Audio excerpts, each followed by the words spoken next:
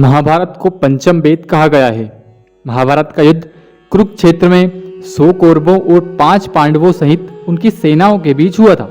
महाभारत में सिर्फ इस युद्ध का ही वर्णन नहीं है, बल्कि इसमें धर्म, राष्ट्र, राजनीति, युद्ध, समाज, ज्ञान और विज्ञान की सभी बातें समाहित हैं। युद्ध की इस कथा के अंतर्गत युद्ध के प्रकार और योद्धाओं के कौशल के आधार पर उनका वर्गीकरण भी किया गया है। तो चलिए जानते हैं उनका वर्गीकरण। योद्धाओं का वर्गीकरण उनके शारीरिक बल, उसके साथ साथ अस्त्र और शस्त्र चलाने की क्षमता के आधार पर भी होता था। कुछ चुनिंदा योद्धा ही दिव्यास्त्र चलाने की क्षमता रखते थे। कहते हैं कि महाभारत में चुनिंदा योद्धा ही महारथी थे। आओ जानते हैं योद्धाओं के युद्ध कौशल के आधार पर उनकी प्रमुख 6 श्रेणियां।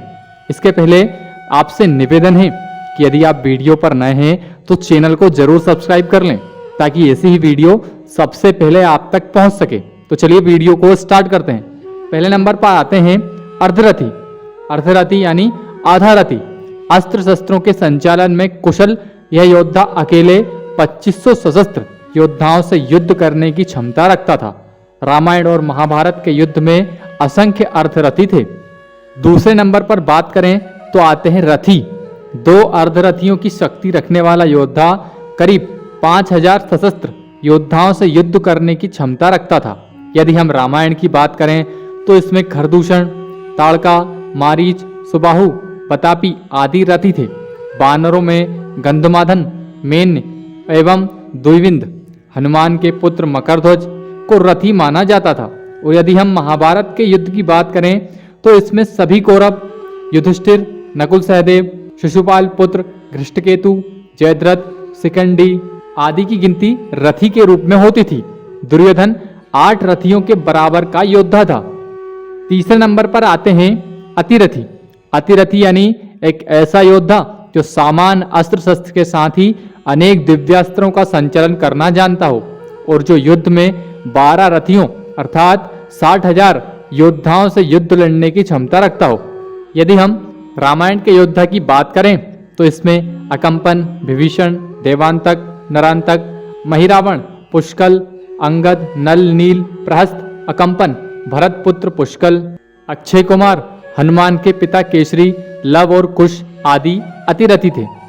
और यदि हम महाभारत के योद्धाओं की बात करें तो शल्य, भूरिश्रवा, द्रुपद, सात्विकी, कीचक, घटोत्कच, भीम, जरासंध, धृष्टद्युम्न, कृतवर्मा, बालीक, कृपाचार्य, शिशुपाल, रुक्मी, नरकासुर, सांब, प्रद्युम्न आदि अतिरथी थे। चौथे नंबर पर आते हैं महारथी। महारथी को सबसे उच्च माना जाता है। एक ऐसा योद्धा जो अस्त्र शस्त्र के साथ सभी तरह के दिव्यास्त्रों को चलाने में समर्थ होता था।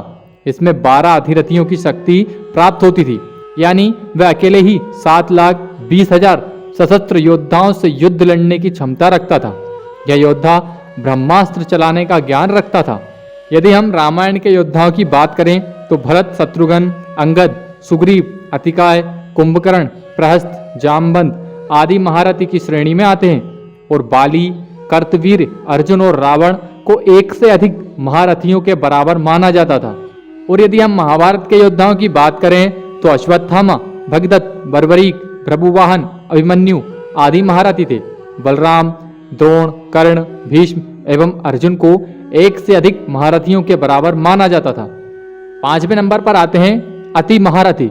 इस श्रेणी का योद्धा बहुत दुर्लभ होता था। अति महारथी उसे कहा जाता था जो 12 महारथियों की श्रेणी के योद्धाओं के बराबर युद्ध लड़ने की क्षमता रखता था, जिसके पास तीनों महास्त्र, ब्रह्मास्त्र, नारायणास्त्र एवं पशुपास्त्र अस्त्र होते थे। उसे अति महारथी माना जाता था। यदि हम रामायण के योद्धा की बात करें तो भगवान श्री राम अति महारथी थे। उनके अलावा मेघनाथ को अति महारथी माना जाता था। पाशुपतास्त्र अस्त्र को छोड़कर लक्ष्मण को भी सभी दिव्यास्त्रों का ज्ञान था। और यदि हम महाभारत के योद्धा की बात करें तो केवल भगवान श्री कृष्ण को अति महारथी माना जाता था।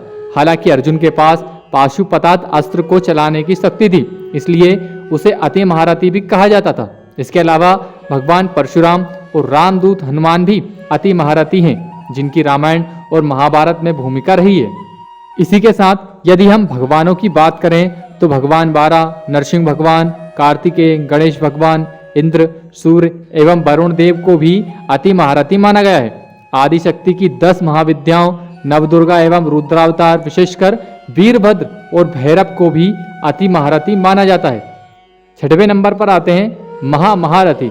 अथिरथी से ही बढ़कर महारथी होता है। महारथी उसे कहा जाता है जो 24 अति महारथियों से युद्ध करने में सक्षम हो।